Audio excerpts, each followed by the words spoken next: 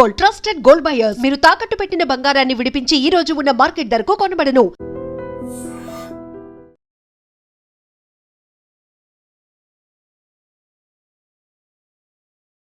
అనకాపల్లిలో జాతర జరుగుతోంది. జాతర అంటే మామూలు జాతర కాదు.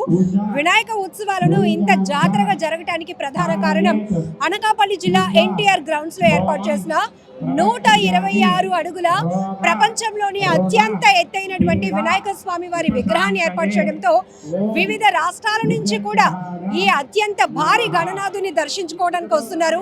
శ్రీ సంపతి వినాయక ఉత్సవ కమిటీ ఆధ్వర్యంలో అనకాపల్లి జిల్లా ఈరోజు ప్రపంచవ్యాప్తంగా పేరు మారుమ్రోగిపోతుంది అంటే దానికి ప్రధానమైన కారణం అత్యంత ఎత్తైనటువంటి భారీ గణనాథుని ఇక్కడ అనకాపల్లి ఎన్టీఆర్ గ్రౌండ్స్ లో కొలువు తీర్చడమే. ఉత్సవ కమిటీ చైర్మన్ బుద్ధ భూలోక నాయుడు గారు మనతో పాటు ఉన్నారు. సో ఈ రెస్పాన్స్ చూస్తుంటే దాదాపుగా కొన్ని గంటల నుంచి కూడా భక్తులు క్యూ లైన్ లో వేచి ఉండాల్సినటువంటి పరిస్థితి.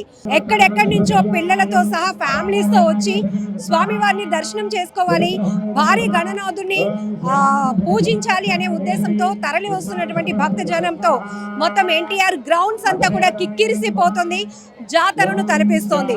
సో కమిటీ చైర్మన్ గా మీరు చెప్పండి, ఈ రెస్పాన్స్ చూస్తే కనుక వరల్డ్ లోనే అత్యంత ఎత్తైనటువంటి వినాయక విగ్రహం ఎక్కడ తయారు చేయించారు? అనకాపల్లిలోనే తయారు చేయించండి. అనకాపల్లిలోని కామధేను ప్రసాద్ అని శిల్పి చేయించాం. ఈ 126 అడుగులు కూడా ప్యూర్ మట్టితోనే 10 టన్నుల మట్టి, 90 టన్నుల కర్ర, సర్వే కర్రతో కూడా ఆ ఏటుకొప్ప వాళ్ళు కుర్రవాళ్ళచే కట్టించడం జరిగింది. మాకు ప్రపంచ పటంలో అనకాపల్లి పేరు నిలపాలనే ఉద్దేశంతో ఈ యొక్క కార్యక్రమం చేస్తాం. చాలా ఆనందంగా ప్రజల స్పందన కూడా చాలా బాగా వచ్చింది, రిసీవ్ చేసుకుంటున్నారు. అందంగా కూడా స్వామివారిని తయారు చేశారు. ఆ శిల్పి గారికి కూడా ప్రత్యేక ధన్యవాదాలు తెలియజేసుకుంటున్నాం. స్వామివారి విగ్రహం రూపం చూస్తేనే చాలా కన్నుల పండుగ ఉంది. సో ప్రత్యేకంగా ఈ అలంకరణకి ఏమైనా పేరు పెట్టారా? 126 అడుగుల ఈ సంపతి వినాయక ఉత్సవ కమిటీ అని పేరు పెట్టామండి. కానీ స్వామివారి లక్ష్మీ గణపతి అవతారం, లక్ష్మీ గణపతి అవతారంలో ప్రజలకి దర్శనమిస్తున్నాడండి. ఎన్ని రోజుల పాటు ఎన్టీఆర్ గ్రౌండ్స్ ఇలాగే కలకలలాడబోతోంది? ఉత్సవాలు ఎన్ని రోజులు జరుగుతాయి? ఇంత భారీ ఎత్తున తరలి వస్తున్న జనంతో పాటు ఏర్పాట్ల విషయంలో కూడా ఎలాంటి కేర్ తీసుకుంటారు? దూర ప్రాంతాల నుంచి వచ్చిన ప్రజలకు తగిన సౌకర్యాలు ఏర్పాటు చేసామండి. త్రాగునీరు, అదే సులాబ్ కాంప్లెక్స్, అలాగే పార్కింగ్ ప్లేస్, ఉచితంగా పార్కింగ్ ప్లేస్, అలాగే ఉచితంగా దర్శనం ఉదయం 6 గంటల నుండి 8 గంటల వరకు, మధ్యాహ్నం 1 గంట నుండి 3 గంటల వరకు కూడా ఉచిత దర్శనాలు. అలాగే అన్నిట్లో కూడా చిన్నపిల్లలకు కూడా ఫుడ్ స్టాల్స్ అని ఫ్యాన్సీ ఎగ్జిబిషన్ కూడా ఏర్పాటు చేయడం చేశాం. ఎన్ని రోజుల పాటు జరగబోతుంది? నిమజ్జనం ఎలా ప్లాన్ చేస్తున్నారు? నిమజ్జనం ఇక్కడ జరుగుతుందండి. నిమజ్జనం 22వ తారీఖు సెప్టెంబర్ పెట్టడం జరుగుతుంది. 20వ తారీఖుని స్వామివారికి సిద్ధి బుద్ధి కళ్యాణం చేసి తదనంతరం 30,000 మందికి అన్నదానం చేసిన తర్వాత నిమజ్జనం 22వ తారీఖుని ఇక్కడ చేయడం జరుగుతుంది. స్వామివారిని చూడాలి అనే ఆసక్తితో పాటు నిమజ్జనం, అంత భారీ విగ్రహానికి నిమజ్జనం ఎలా జరుగుతుందని చూడడానికి కూడా లక్షలాదిగా భక్తులు తరలి వచ్చే అవకాశం ఉంటుంది. సో ఆ వాటర్ ఫెసిలిటీస్ కానీ ఎట్లా జరగబోతుంది? ఆ ఫైర్ ఇంజిన్కి ఆల్రెడీ ఇంటిమేట్ చేయడం జరిగిందండి. ఫైర్ ఆఫీసులకి ఇక్కడ భారీ బందోబస్తు పోలీసు ఏర్పాట్లు చేస్తున్నాం.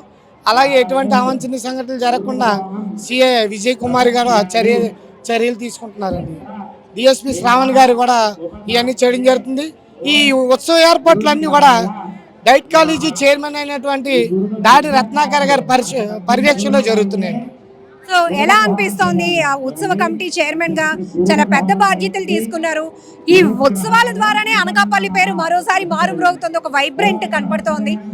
నాకు ఎప్పటి నుండో కళ ఉందండి. ఆ కళ ఈ సంవత్సరం నెరవేరింది. చాలా మంది అనుకుంటున్నాం కానీ చేయలేకపోయాం. కానీ ఈ సంవత్సరం ఎట్లాగైనా చేయాలనే ఆలోచనతోనే ఈ కార్యక్రమం చేయడం జరిగింది. నిజానికి అనకాపల్లిలో కొన్ని సంవత్సరాల నుంచి ఉత్సవాలు జరుగుతున్నాయి, వినాయక ఉత్సవాలు. ఎప్పుడు కూడా ఇంత అత్యంత భారీ విగ్రహాన్ని లేదండి. సుమారుగా ₹1 వ్యయం చేసి ఈ కార్యక్రమాలన్నీ జరుగుతున్నాయండి. అది కూడా ఎవరైనా స్వచ్ఛందంగా ఎవరైనా చేయడం జరిగితే ముందుకు వస్తే వాళ్ళ ద్వారా తదనంతో పూజలు చేయడం. అలాగే రోజు కూడా 22వ తారీఖు వరకు కూడా ఆధ్యాత్మిక కార్యక్రమాలు పెడుతున్నాయి. ఇక్కడ ఏదో కల్చరల్ యాక్టివిటీస్ పెట్టకుండా, ఏదో నవ్వులకు గారడి కాకుండా, సనాతన ధర్మం కాపాడడం కాకుండా భక్తి ఆధ్యాత్మిక భావం కలగాలని భావితరాలకి చిన్నపిల్లలకు కూడా ఆధ్యాత్మిక భగవద్గీత అంటే ఏంటో తెలియాలని స్కూల్ పిల్లలకు కూడా భగవద్గీత శ్లోకాలు చెప్పిన ప్రతి ఒక్కరు కూడా ఉచితంగా దర్శనాలు పెట్టాం. ఎనీ టైం ఎప్పుడొచ్చినా. అలాగే రోజుకొక కార్యక్రమం, గోవు పూజ కానీ, యోగశాల కానీ, అలాగే హోమాలు కానీ, అలాగే ప్రవచనాలు కానీ, ఆదిత్య హృదయాలు కానీ, ప్రతిదీ కూడా మరలా సేవలు, తాడుబుద్ధి సేవలు, అలాగే విజయ్ గణపతి యాత్ర, అవన్నీ కూడా చేయడం జరుగుతుందండి. ఒక్కొక్కటి ఆదివారం ఒక్కరోజే ఇంత భక్తజన సంద్రం కనబడుతోంది అనకాపల్లిలో. ఎంతమంది ఎక్స్పెక్టేషన్? సుమారుగా 20 లక్షల మంది వస్తారని అంచనా అండి. ఈ రోజు నుండి స్టార్ట్ అయింది. వాతావరణం కూడా అనుకూలించలేదు ఆ 4 రోజులు. అందువల్ల మాకు కూడా వాతావరణం కూడా ఈ రోజు అందరూ మాకు సపోర్ట్ చేస్తుంది కాబట్టి ఈ రోజు జనం కూడా రాగా.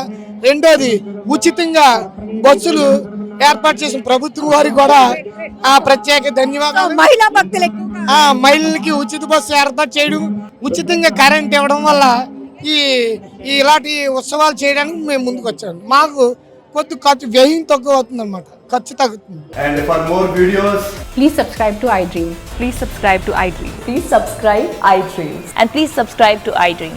For more videos, subscribe to iDream. Please like, share and subscribe to the channel.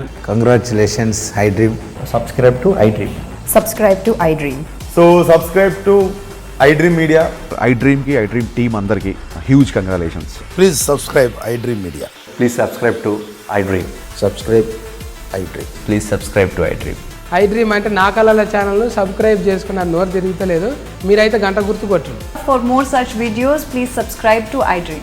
Subscribe to iDream. Please subscribe to iDream. Please subscribe iDream Media. Please do subscribe to iDream. Please subscribe to iDream Media. For best entertainment and information, please subscribe iDream. And don't forget to subscribe to iDream.